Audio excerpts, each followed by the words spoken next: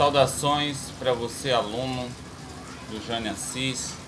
Terceira semana de aulas digitais, última semana de aulas digitais. Na semana que vem já estaremos retornando às aulas presenciais, mas as aulas em vídeo estarão disponíveis no site do professor, que vou estar deixando à disposição para nos WhatsApp para todo o aluno. Bom, mesmo com a aula presencial, nós temos a aula vídeo gravada para você assistir com calma em casa e rever os conteúdos, tá? Nosso objetivo da aula de hoje é falar sobre intertextualidade e informatividade. Esses dois elementos que são fundamentais na produção do texto e que para a prova do Enem precisam estar no tecido textual. Vamos iniciar conceituando agora um pouco sobre intertextualidade. A própria palavra intertextualidade ela se divide em duas: inter e textualidade. Ou seja, intertextualidade, esse diálogo entre textos, entre o seu texto, da sua redação e outros textos. Então, nós, no nosso discurso, tanto na oralidade quanto no nosso discurso escrito, nós precisamos trazer nesse discurso outros elementos, leituras que fazemos de livros, de pensamentos, de fatos. E a intertextualidade é essa relação de um texto que é citado num outro texto que já existe. E esse diálogo entre textos, quando está presente na sua redação, torna a redação muito mais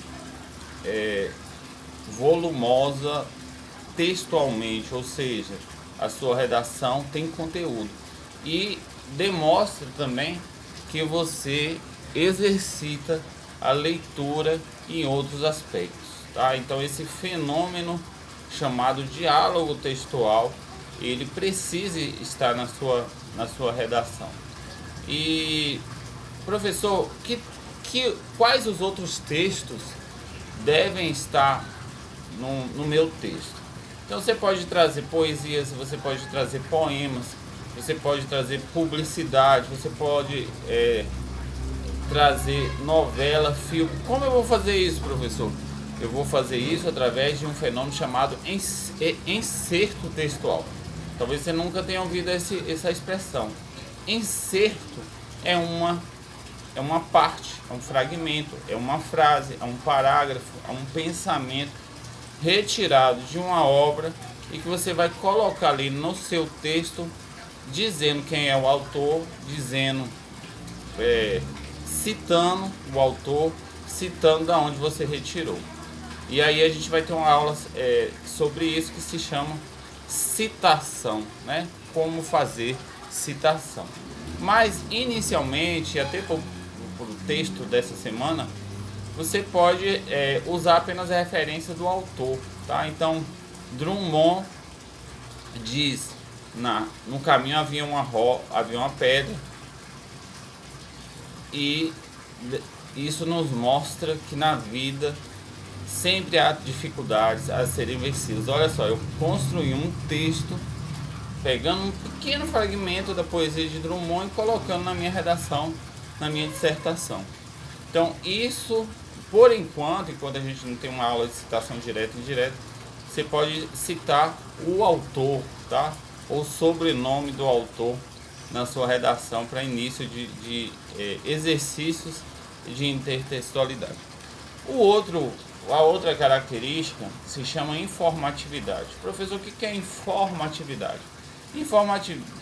Informatividade são informações que são veiculadas em textos escritos, em jornal, em revistas, em artigos científicos.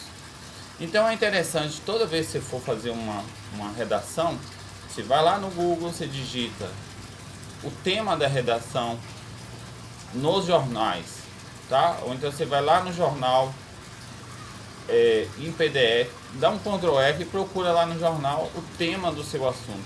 Ou então você vai no Google ou no site de artigo científico e digita lá o tema Então você vai buscar na sua revista todas as notícias de jornais, reportagens, documentários, artigos que se referem ao assunto que você está trabalhando. E aí o que acontece? Você vai retirar desses fragmentos, desses conteúdos, os encertos que você vai usar na sua redação. E a gente, nós corretores do Enem, quando vamos para avaliar, atribuir nota às redações, nós temos um item chamado informatividade. E o que é isso? É a presença no texto do aluno de informações relevantes, ou no campo jornalístico, ou no campo de artigos científicos e sobre o assunto. Mas é preciso ler, é preciso pesquisar. A pesquisa é o que norteia a escrita. A pesquisa é o que faz a sua escrita ter volume textual. Professor, que palavrão é esse, volume textual? Volume textual é informatividade. São conteúdos que a ciência está nos artigos tratando, nas dissertações. São conteúdos que os jornais estão falando. É preciso trazer isso para o seu texto, tá bom? E como atividade dessa semana, chamada atividade 3, nós teremos aí, você vai redigir um texto dissertativo, argumentativo, sobre a problemática das cracolândias. Lembrando que as cracolândias, elas por muitas vezes são atribuídas à região de São Paulo. Mas do ponto de vista científico, todas as regiões do Brasil têm cracolândias, que seriam aglomerados ou pontos ali de drogas que muitas vezes são tão tradicionais nas cidades que a própria polícia sabe onde é. E esses pontos de drogas existem nas cidades grandes, nos municípios pequenos. Mas como lidar com as cracolândias? Como lidar com os pontos de tráfico? O que fazer para combater a questão da droga? Então você pode exercitar a intertextualidade, buscando aí as pesquisas, os dados, e assim montando a sua redação. Lembrando das nossas primeiras aulas, redação sempre com a estrutura de 4 ou mais parágrafos, tá? Produção, seu ponto de vista, os argumentos que você quer usar, os parágrafos do desenvolvimento, né? Os argumentos que você escolheu, e ali terminando o último parágrafo, a conclusão, onde você vai dar uma solução, né, para um problema, ou deixar uma nova reflexão, ou ainda apontar possíveis uma mensagem, né, de esperança. Então existem muitas formas de você fechar o texto. Aqui a gente fecha a aula, tá bom? Que Deus possa estar te abençoando. Quando nós estivermos em sala, nós estaremos aí dando nota nessas 3 atividades, passando a nova atividade e fazendo a reflexão se a sua redação é uma redação nota 1000. De 0 a 1000, qual seria a nota da sua redação? A gente vai ter esse momento junto, né, olho no olho, cara a cara, e aí você vai poder estar pensando nisso, tá bom? A gente fecha aqui a aula de produção de texto, redação. Um abraço aí do professor doutor Reinaldo.